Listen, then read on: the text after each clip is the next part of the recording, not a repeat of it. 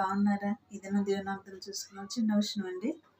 వాడబారని కిరీటమునకై నన్ను పిలిచేను, తేజవాసులైన పరిశుద్ధులతో ఎప్పుడు చేరెదను,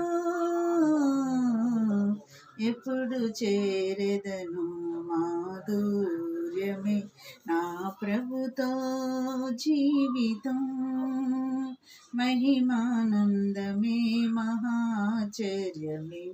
ఇది నా దేవుని అర్థం చూసుకుందామండి. సామెతల 10వ అధ్యాయం 22వ వచనం చూసుకుందామండి.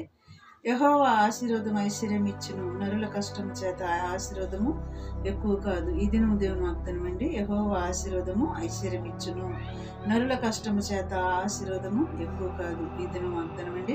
ఇటు వాగ్దానాన్ని బట్టి మరి ప్రార్థన చేసుకుందాం. మరి బైబిల్ చదవండి, ప్రార్థన చేయండి. ప్రభు రాకడికి సిద్ధపాటు కలిగి ఉండండి. మెలుపు కలిగి ప్రార్థన చేయండి. ఎత్తబడి గుంపులు మనం అందరం ఉండేలాగా సిద్ధపాటు కలిగి ఉండండి. స్తోత్రములు ప్రభు. నాయన ఇట్టి మాటలు మా హృదయంలో నీరు గట్టి ఫలింపు చేసి చూస్తున్న ప్రతి బిడ్డను దర్శించమని యేసయ్య నామంలో నేను అడిగి వేడుకుంటున్నాను తండ్రి. ఆమేన్. God bless you.